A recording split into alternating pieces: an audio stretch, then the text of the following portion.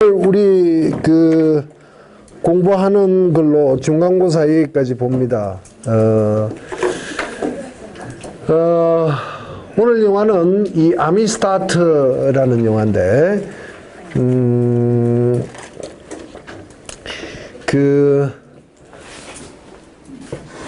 앞으로 뭡니까, 중간고사 보고 나서도 흑인 노예 제도에 대한 이야기들이 한두 번 더 언급될 수 있으리라 생각합니다만은, 미국의, 뭡니까, 우리 지난번에 포카혼타스 보면서 왜 흑인들이 미국에 오게 됐는가, 그죠?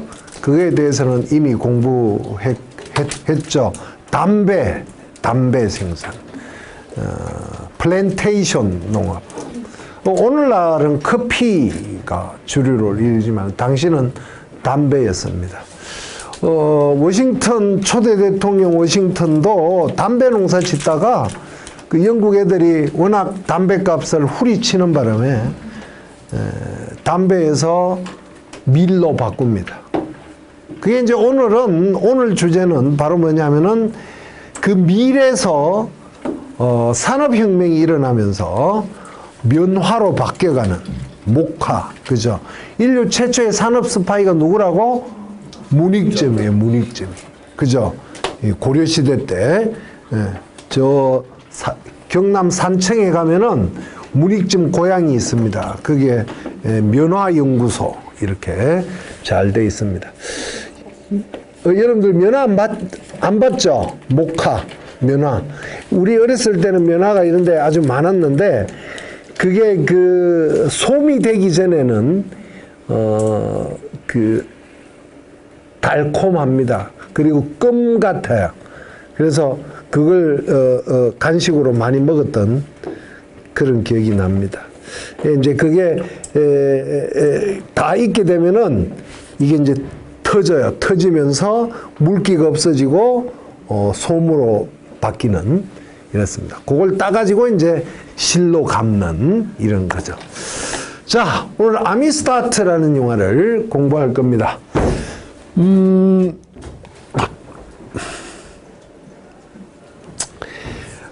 아프리카 흑인 흑인들이 노예로 전락한 이유가 뭘까? 초기에는 노예로 오지 않았죠. 그야말로 자유 노동자. 뭡니까? 월급 받고 온 거죠, 월급 받고. 그런데 그네들이 점점 플랜테이션 농업에서, 필수 불가결한 그런 노동자가 되면서, 남부의 백인들은 그네들을 노예로 만들어버립니다. 그 이유가 도대체 뭘까? 오늘 이제 우리 핵심적인 주제가, 우리 지난번에 마녀 사냥에 대해서 공부했지만은, 오늘은 그 합리적 무시라는 말, rational ignorance라는 건데,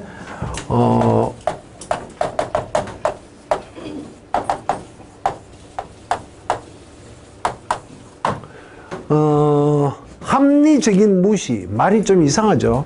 합리적 무시. 이 개념을 가지고 1900, 내가 정확하게 모르겠네요. 76년에 제임스 뷰캐넌이라는 경제학자가 노벨 경제학상을 받은 이론이에요. 합리적인 무시, 합리적 무시가 뭐냐? 이게 이제 경제적인 상황이지만은 우리 사회의 사회적 혹은 정치적인 현상. 그래서 그 사회 전체가 위기 상황으로 들어가게 되는 이런 것들이죠. 이런 내용입니다. 합리적 무시라는 그것이 무엇인지 우리는 오늘 이제 공부를 하고 그런 사례들도 들을 수가 있다. 자, 아미스타트라는 이 말은 이 밴드의 오리지널 밴드, 오늘날은 각색이 돼가지고 있습니다. 이렇게 잘 새로 만들어지고 있는데, 아미스타트라는 이 말은 우애라는 뜻입니다. 우애. 말이 이상하죠. 노예를 잡아오면서 우애가 있느냐 이런 거죠. 19세기가 되면서 유럽에서는 노예 무역이 금지됩니다. 노예무역이. 이제 미국에도 그런 현상들이 북부를 중심으로 해서 계속 일어나는데 남부는 어쩔 수 없는 아까 얘기했던 면화 때문에 면화를 기계화를 했습니다마는 산업혁명을 통해서 기계화를 했습니다마는 오로지 밭에서 피값 따는 거는 그저 노예 노동이 필요했던 겁니다. 네. 그래서 노예 노동이 필수적이었죠. 필수적이었는데 유럽에서는 그런 그 노예 제도가 없어졌습니다마는 스페인은 그 노예 무역의 중개 무역, 그러니까 배를 빌려주는 그런 그 상황으로 계속 남아 있었습니다. 그래서 영국 배라든가 이런 그 여러분들 이 노예들을 묶어놓은 그 사슬 있죠. 이런 사슬들, 이 갑옷, 뭐 차고 이런 것들을 어디에서 만들었냐면은 주로 우리 박지성에 있었던 맨체스터, 그죠? 리버풀, 또 누굽니까 그 볼 잘 이영표가 있었던 어디? 아니 그 동네 이름이 뭐냐고. 잘 모르겠다. 하여튼 그런 동네들, 그죠? 이런 동네들이 어떻게 해서 돈을 벌었냐 하면은 다 이 노예 무역을 하는 거예요. 아프리카에서 노예들을 잡아와서 거기서 뭡니까 그런 그 수갑 같은 거를 만들어서 채우는 거죠. 예, 그게 이제 중개무역을 하는. 그렇게 해서 돈 번 겁니다. 그리고 백인들은 볼 차고 노는 거예요. 예. 그래서 유명한 거죠. 오늘날. 그렇게 어떤 그 밑바탕이 마련되어 있었던 겁니다. 당시 흑인 노예들이 잡혀오는 그림을 단면도로 그렸던 겁니다. 다 흑인들이 이렇게 이게 배면은 사람들이 이렇게 서 있어야 되겠죠, 그죠? 서 있는 게 아니라 이렇게 눕혀요. 이렇게 짐짝처럼 이렇게 눕힙니다. 소대배는 어떻게 하냐고? 그냥 싸는 거야. 그냥. 먹는 것도 그냥 먹는 거죠. 그냥. 짐이죠, 짐짝 이렇게 흑인들을 잡아옵니다. 여러분들 책에 보면은 이 장면에 대한 설명이 아주 잘 되어 있습니다. 어떻게 해서 이렇게 됐는가에 대한 이야기들이. 자, 이 아미스타트라는 영화를 좀 이해하려고 그러면은 누가 만들었냐면은 신들루리스를 감독했던 스필버거의 그 작품입니다. 근데 여러분들 알다시피 신들러 리스트는 엄청나게 성공을 했어요. 그죠? 그런데 이 아미스타트는 조금 특히 이제 미국에 관심 있는 사람들만 아는 그런 영화로 성공을 못 했습니다.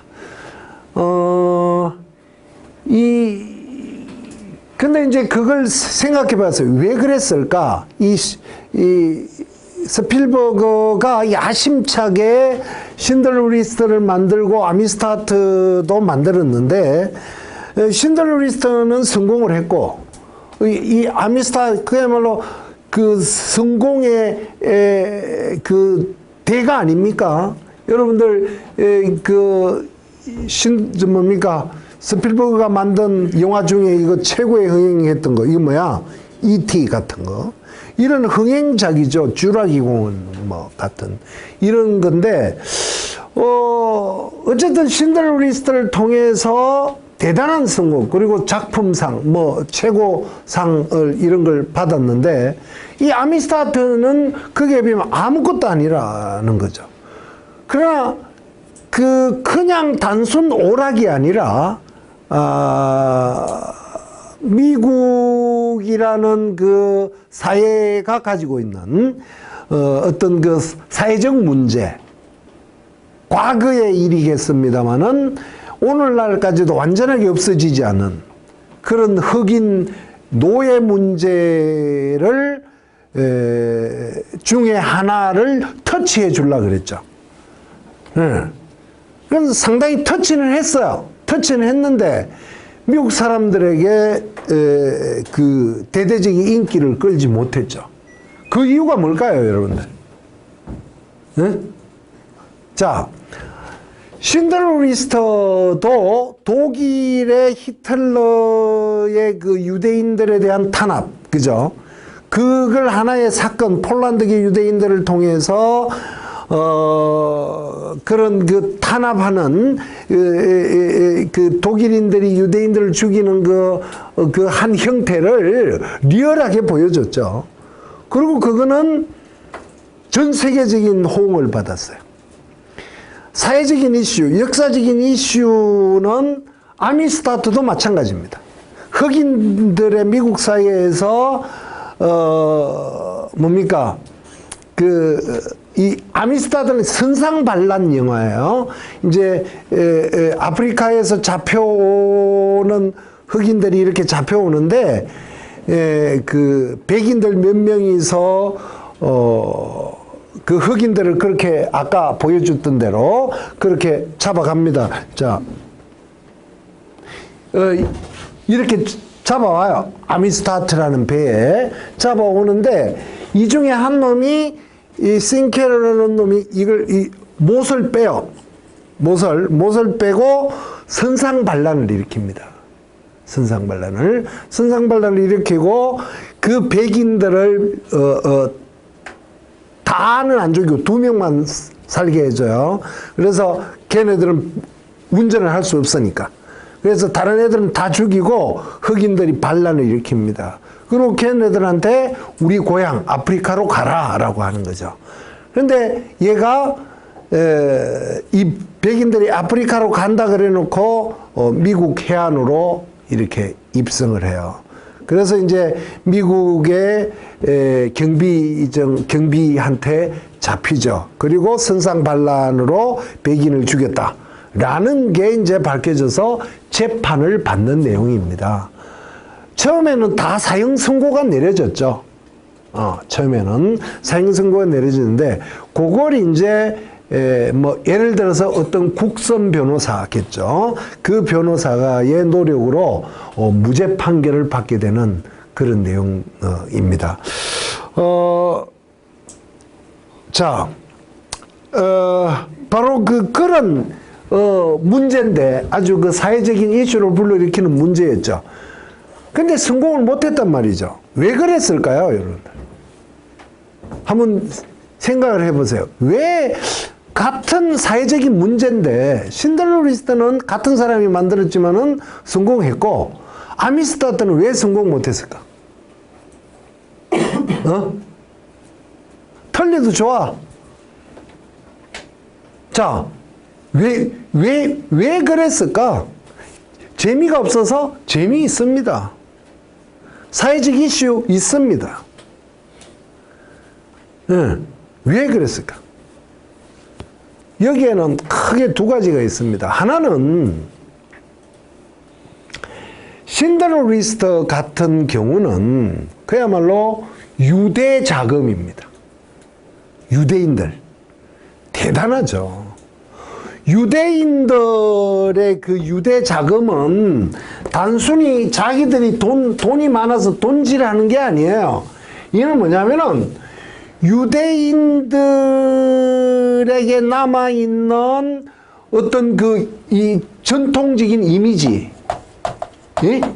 이미지 있죠. 이게 2000년 동안 유대인들을 탄압해 온 거예요. 이 이유입니다. 로마 때부터 히틀러까지 계속 유대인들을 탄압해 온 거죠. 그런 그 이미지를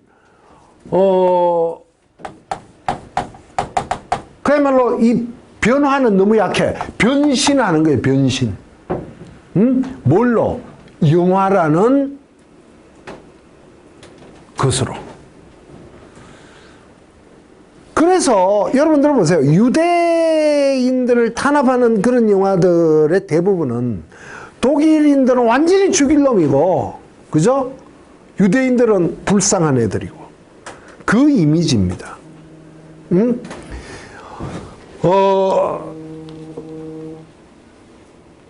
실질적으로,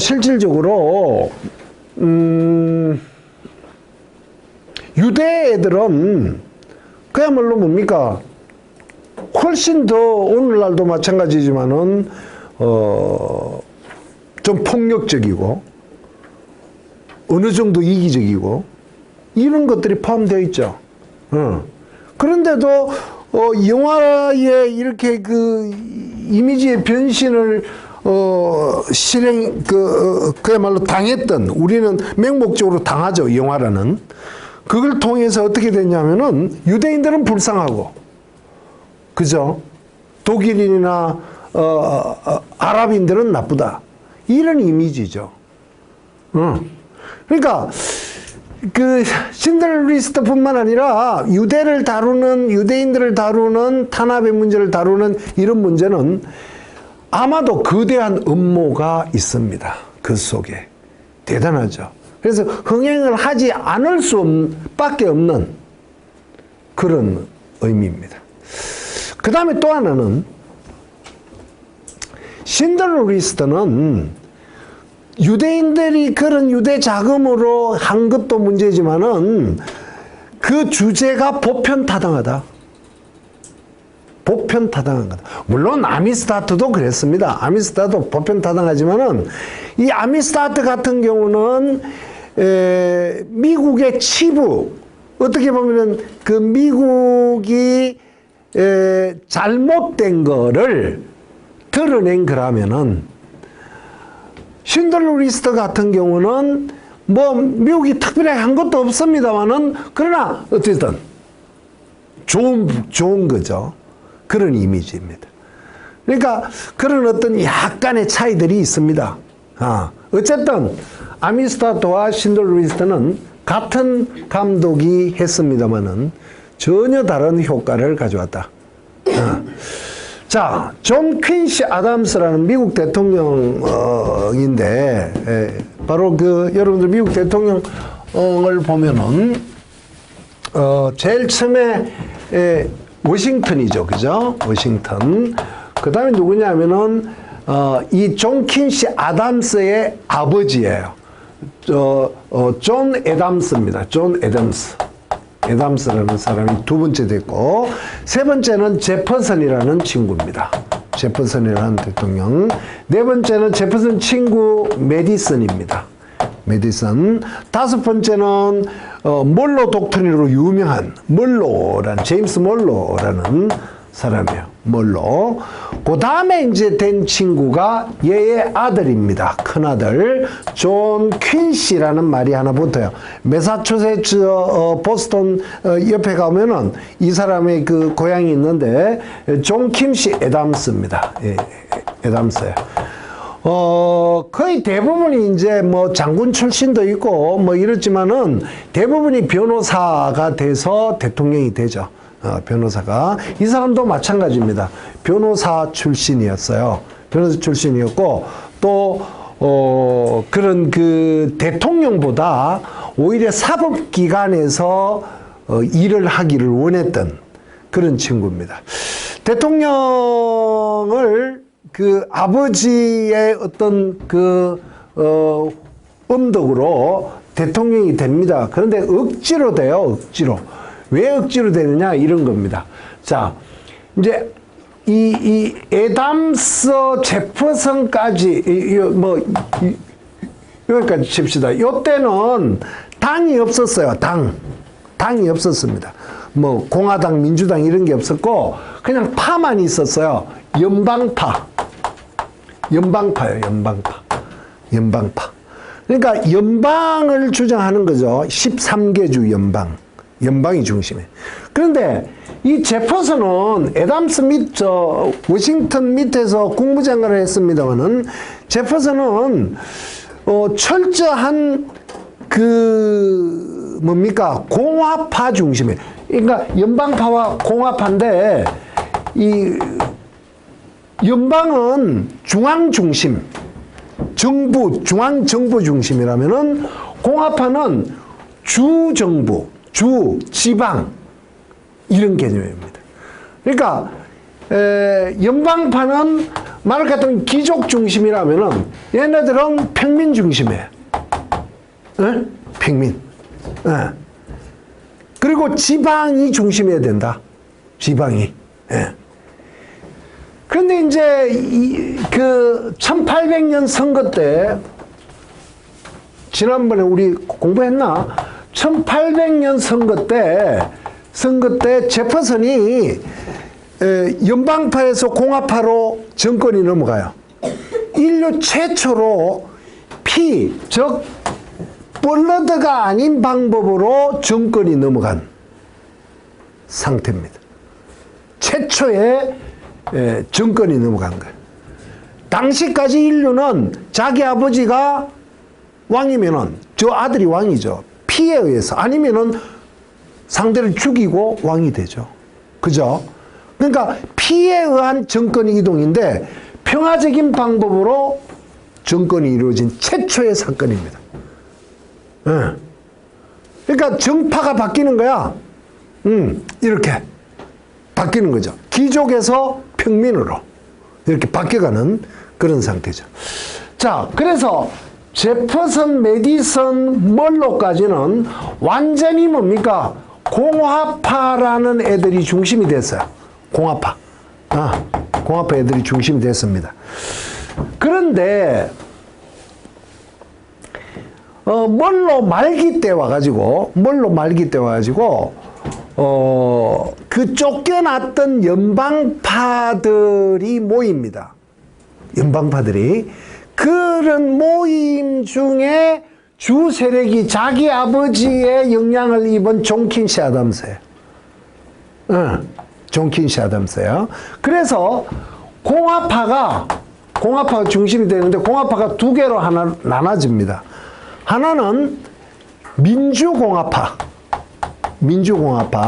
다른 하나는 국민공화파로 나눠져요. 국민공화파.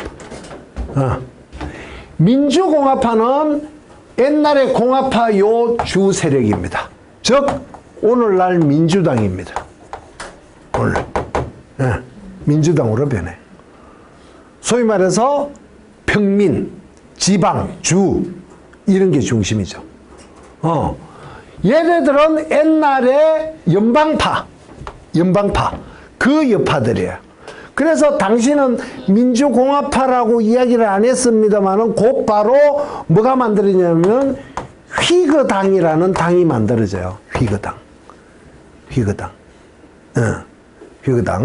요 휘거당은 뭡니까? 귀족, 중앙, 연방 이런 거죠. 거대 기업, 이런 중심입니다. 그리고 나중에 이 휘거당이 없어지면서 공화당이 만들어집니다. 공화당 만들어지고 민주당하고 이렇게 오늘날까지 내려오는 거죠. 그렇죠? 그런 상태에 있었습니다. 자, 그런데 존 퀸시 애담스라는 사람이 소위 말해서 국민공화파 출신으로서 자기가 대통령이 나서서 이 세 사람의 그 공화파를 이기는 거죠. 그런데 이기는데 어떻게 이기냐면은 우리나라 것 같으면 지는데 일반 투표, 미국은 일반 투표와 선거인단 투표가 있습니다. 일반 투표가 아무리 많이 받더라도 선거인단 투표에서 3분의 2를 확보하지 않으면은 가반수 이상을 3분이니까 가반수 이상을 차지하지 않으면은 안 되는 겁니다.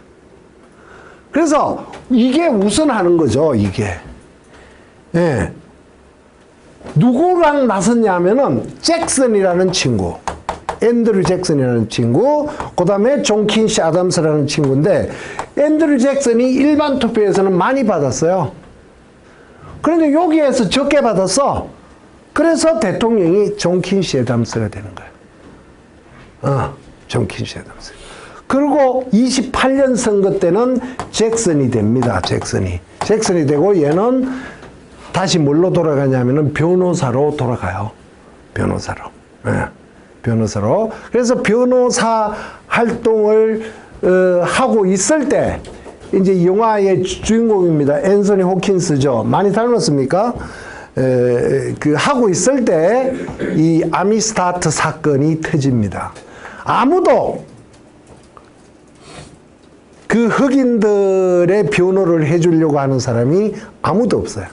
아무도 없는데 그 변호사가 담당 국선 변호사가 이 정의를 주장하는 존 킨시 애덤스를 찾아갑니다.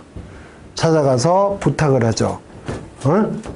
상황을 다 설명해요. 이 흑인들이 어떻게 해서 잡혀오게 되고 어떻게 돼서 이런 재판이 일게 됐는가. 그야말로 뭡니까? 미국이라는 거대한 그 사회에서 정의를 실현하고 싶어도 어려운 거죠. 그런 상태에 전직 대통령 출신의 변호사가 나섭니다. 자, 이 영화를 이해하려고 그러면은 또 여러분들 베스트셀러 중에 하나죠. 그 제레드 다이아몬드라는 사람이 쓴 총균세라는 책을 여러분들 읽어보면 좋습니다.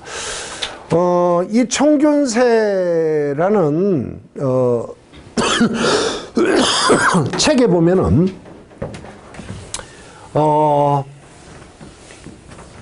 우리가 일반적으로 이야기할 때 먼저 했다. 그죠? 내가 1등이야 임마. 내가 제일 먼저 했어. 그거는 우위권이 있죠. 그죠? 내가 먼저 왔어. 1등이야. 그런 게 있잖아요. 자, 그런데 이런 거야. 인류 최초의 문명의 발달은 아프리카에서 일어났다고 해요. 아프리카. 아프리카. 그런데 이 아프리카가 유럽과 미국의 아메리카 대륙의 식민지가 되고 노예가 됐단 말이죠.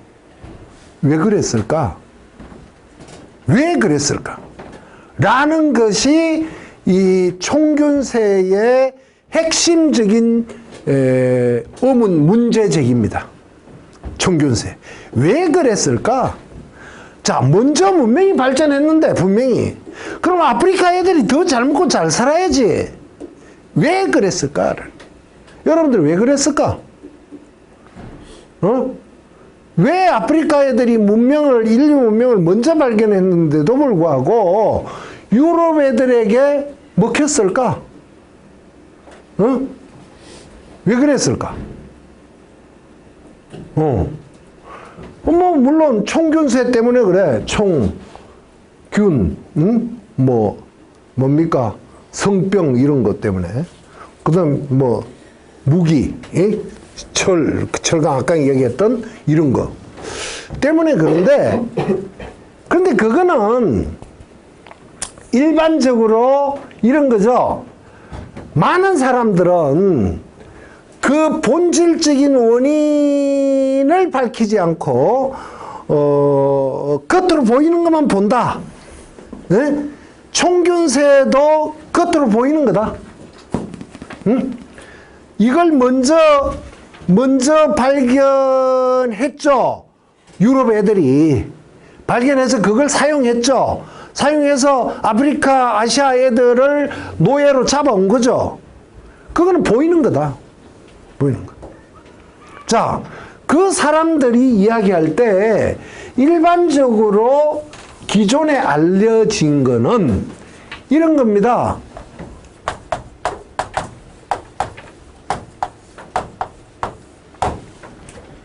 아프리카 애들은 인종적으로 저급하다라고 봤다는 거죠. 그래서 총을 못 발견한 거고 쇠를 못 발견한 거고 그래서 그렇게 살다가 노예가 됐다 이런 거예요. 전혀 그렇지 않다라는 거죠. 전혀 그 이유가 아니다. 이 인종적으로 뭡니까? 백인이 뛰어나고 흑인이 약하고 이런 게 아니라는 거지. 응? 소위 말해서 뭡니까? 우리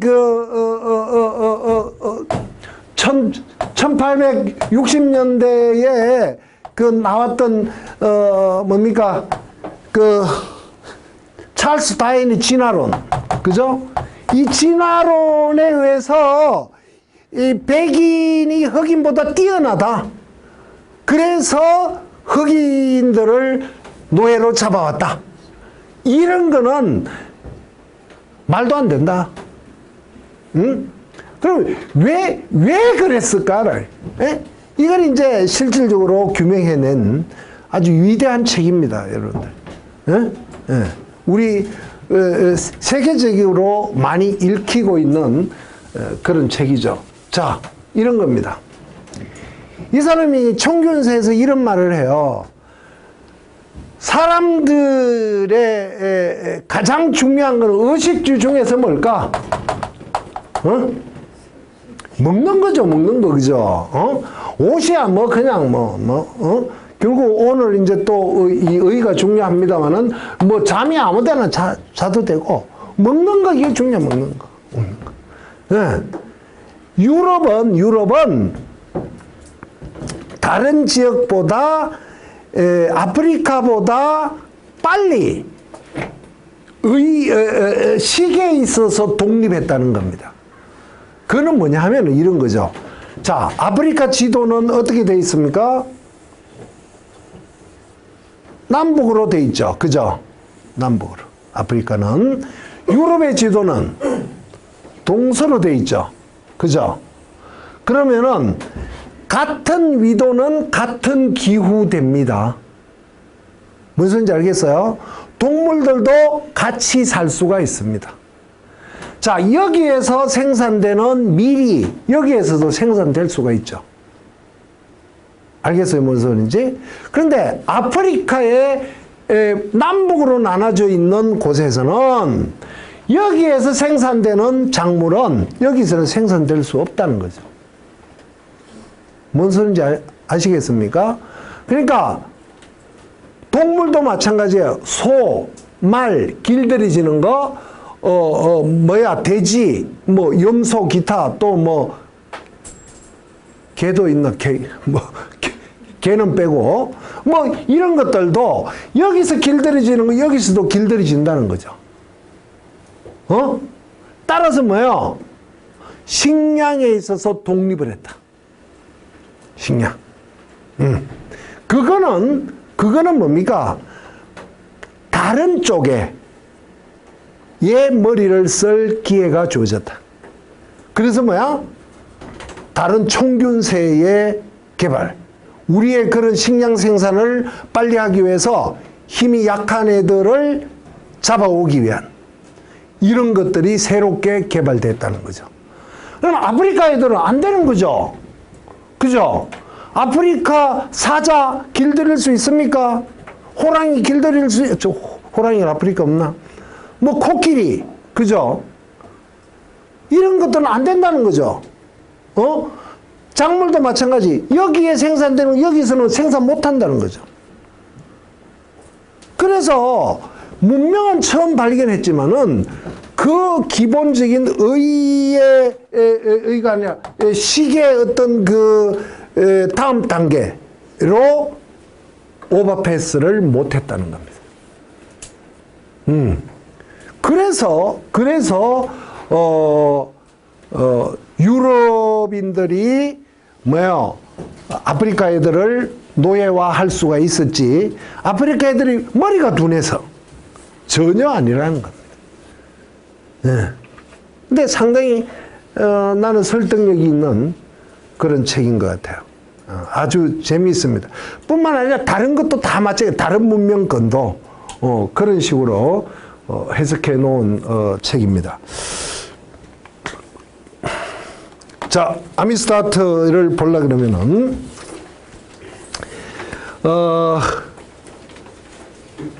그 흑인 노예 무역을 이제 봐야 되는데, 여기서 이제 제일 처음에는 우리 지난번에 배웠는지 모르겠지만은 사람들은 이 주 문제, 뭡니까? 의 문제죠. 이 중세까지는 동물, 그죠? 동물. 그래서 동물의 가죽이나 혹은 털, 그죠? 이런 걸 통해서 옷을 해 입었습니다. 이게 바로 뭐예요? 모직물, 그죠? 모직 산업이었어요. 모직. 예, 모직. 이 모직업의 대가가 바로 그 메디치 집안입니다. 중세의 메디치 집안인데, 이 메디치 집안이 모직업을 독점을 할 수 있었던, 그걸 통해서 돈을 많이 벌을 수 있었던 거는 이 동물 가죽을 하려 그러면은 물을 들여야 되겠죠? 물 들이는데 필요한 게 뭐예요, 여러분들? 손톱 물 들일 때 필요한 거. 백반, 그죠? 백반. 이 백반 광산을 독점합니다. 백반 광산을 독점하게 돼요. 그러니까 백반 광산이 이 메디치 집안으로 들어갑니다. 그러니까 이거는 뭐야? 가만히 있어도 돈이 쏟아져 들어오는. 예? 예. 그야말로 뭡니까? 젖소와도 같은 거죠. 그냥. 예? 그래서 이제 이때 당시에 백반 산업도 완성하고, 또 모직물도 하고, 또 그 중세의 은행업도 잡고, 이래서 돈덩어리에 그야말로 돈을 엄청나게 봅니다. 이런 돈으로 메디치 집안이 바로 그 인문학자들에게 장학금을 주는 거야. 그게 르네상스입니다. 네? 그게 르네상스예요. 거기에 슈퍼맨들이 나타나는 거죠. 레오나르도 다빈치, 미켈란젤로, 라파엘로, 마키아벨리, 이런 애들, 시대를 바꾼 애들이 이렇게 나타납니다. 근데 정작 이 백반 광산이 원래는 어디에서 주로 있었냐면은 오늘날 터키, 이 지방 터키에 있었어요. 이 터키는 이슬람교 애들이 지배하고 있었습니다. 근데 이제 이 터키가 뭡니까? 다르다넬스 해협인가? 이 터키하고 이 콘스탄티노플, 동로마, 요걸 건너가지고 동로마를 멸망을 시켜요. 1460, 70년경에. 예. 이러니까 기독교 왕국을 무너뜨린 거야. 로마 교황이 볼 때 괘씸하죠. 그죠? 괘씸하죠. 그래서 이슬람 애들한테 백반을 수입하지 마라. 수입 금지령을 내립니다. 당시에 교황이 누구냐면은 레오 10세예요. 레오 10세. 레오 10세가 누구냐? 바로 이 가장 부자가 된, 이 메디치 집안의 가장 부자가 된 로렌조 메디치의 작은 아버지입니다. 네. 그러니까 그리고 로렌조가 돈을 가지고 유럽에서 백반 광산을 찾아러 가요. 이렇게. 그래서 찾죠. 그걸 이제 로마 교황청에서 백반 산업의 독점권을 메디치 집안에 줍니다. 자, 은행업으로 돈 벌죠. 모직물로 돈 벌죠. 백반 산업으로 돈 벌죠. 걱정할 게 뭐가 있습니까? 아침에 일어나면 돈이 들어오는데. 그래서 메디치가 너무나 뭡니까? 자기 집안일을 돌보지 않게 됩니다. 그리고 누구랑 놀아? 인문주의자들하고 놀아요. 그리고 이런 밑에 애들한테 맡겨버립니다. 그리고 그 밑에 애가 타락하죠. 그리고 뭡니까? 메디치 집안이 슬슬슬 망해 갑니다. 자, 여기에서 마키아벨리가 한 유명한 말이 있어요. 바로 이런 거예요. 서 있는 자 넘어질까 두려워해라. 응? 잘 나간다고 건방지게 까불지 마라. 응? 참 기가 찬 말이죠, 그죠? 서 있는 자 넘어질까 두려워해라. 자, 어쨌든 모직물이 가장 중심이었습니다. 가장 중심이었다가 모직물이 17세기, 18세기가 되면서 유럽에는 인구가 급증을 해요. 인구가 갑자기 급증하는데, 인구가 급증하게 되는 이유 중에 하나는 중세의 주식이 뭐였냐면은 고기예요, 고기. 육식입니다. 육식동물. 그래서 중세 애들을 육식동물이라 그래. 여러분들 영화 중에 어떤 영화가 있냐면은 기억이 잘 안 난다. 영화 내용이 이런 거야. 기억나면 이야기해 줄게. 영화 내용은 이런 거야. 중세인이 여행을 해요. 여행을 하는데 어느 여관에 들어가. 근데 그 여관 주인이 혼자 오면은 걔를 어느 방으로 딱 모셔놓고 스위치를 눌러. 그러면 걔가 지하실로 쭉 빠져들어가. 거기서 들어가자마자 오 한 마리 때려가지고 바로 사람을 잘라서 고기로 만두를 만들어서 다른 손님한테 주는 거야. 영화 제목이 잘 기억이 안 난다. 그러니까 그만큼 고기가 주식이었어요. 중세인들에게는. 왜냐하면은 그거는 12세기, 13세기 십자군 논쟁 때 서양인들이 주로 먹었던 게 밀입니다, 밀. 내가 이야기했나? 지난번에 한 것 같은데. 밀에 어떤 병이, 깐부기병이 생겨요, 깐부기병. 응? 깐부기병.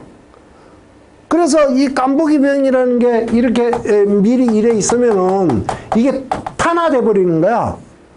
이게 바람이 날리면 다른 것도 다 탄화돼서 밀 생산량이 확 줄어들어. 그래서 밀을 생산하지 못했죠. 그래서 사람들이 고기를 먹기 시작한 거야. 고기가 필요해서 뭘 먹었어? 이제 먹으려면 뭐가 필요해? 후추가 필요한 거야. 후추가. 그래서 콜럼버스가 이렇게 가게 된 거란 말이야. 자, 그런데 고기를 먹던 것들이 갑자기 인구가 늘어나니까, 그죠? 인구가 늘어나니까 고기를 다 먹지는 못해. 그래서 새로운 어떤 그 기술이 밝혀지는 게 바로 뭐냐면은 이양법이 만들어집니다. 이양법이 뭔지 알아요? 이양법? 모를 내가지고 다른 쪽으로 옮겨 심는 거죠. 수확량이 훨씬 커집니다. 또 하나는 노새 노동이 확보됩니다. 노새. 예? 노새는 뭘로 만들어졌다 그랬어? 당나귀, 숫당나귀, 그 다음에 암말, 그죠? 암말. 말이죠.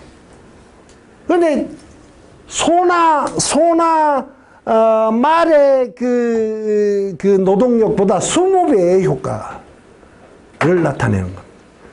그러니까 그 생산량이 의에 대한 먹는 거에 대한 식에 대한 먹는 거에 대한 그 효과가 훨씬 커지는 거야. 또 뭐가 생겼냐면은 콜럼버스가 신대륙에 가서 새로운 산물을 유럽으로 가져와요. 그게 이제 콜럼버스 익스체인지라고 하는데, 콜럼버스의 교환이라고 하는데, 그 중에 뭘 감자를 가져옵니다. 감자. 네? 이 감자가 유럽인들에게 인구 급증에 대한 상당한 역할을 하는 거죠. 그래서 여러분들 폴 고갱이나 고흐의 그림들 보면은 감자를 먹는 사람들, 이런 그림도 있죠. 어쨌든 인구가 급증을 해서 먹는 거는 식에 대한 문제는 해결이 됐어요. 해결이 됐는데 갑자기 인구는 많아지는데 옷을 해 입을 게 없는 거야. 그래서 이 모직물에서 바꾸는 거죠. 뭘로? 면직물로. 그죠? 면직물로. 이 면직은 주로 어디에서 생산돼? 아까 얘기했던 면화. 우리나라 말로 목화. 그죠? 인류 최초의 산업 스파이가 누구라고? 문익점이. 그죠? 그 문익점이 했던 목화씨. 예? 여러분들 가까운 노래방에 가면은 762번을 눌러봐. 그러면은 뭐가 나오느냐? 목화밭이라고 있어. 노래. 하사와 병장의 목화밭. 예. 목화밭, 목화밭. 노래 재밌습니다. 그런 노래가 있습니다. 예. 그 이제 목화에 대한 어떤 면화에 대한 수요가 급증하게 됩니다. 그래서 영국에서 그 면직물을 그야말로 수공업으로 하다가 이걸 이제 실을 떼는 방법, 그리고 그 뺀 실을 갖다가 옷감으로 짜는 방법, 이런 것들은 기계화가 다 됐습니다. 기계화가 됐어. 그러니까 산업혁명이 일어나는 거야. 뭘 통해서? 면직물을 통해서. 문제는 뭐야? 밭에서 따는 거는 오로지 흑인 노동이 필요했어. 사람 노동이. 예. 오로지 사람 노동이 필요했던 거죠. 그래서 유럽에서 아까 얘기했듯이 노예무역이 사라져 갔는데, 미국 남부에 있는 플랜테이션 농업에서 주로 생산했던 그런 면화, 초기에는 담배를 키웠다가, 그 다음 밀을 키웠다가, 이 면화에 대한 수요가 폭발해버리는 겁니다. 그래서 이 미국 남부에서는 노예 노동을 포기할 수가 없었던 거죠. 뭔 이야기인지 아시겠죠? 그래서 노예 노동이 계속되게 됩니다. 10분간 쉬었다 합시다.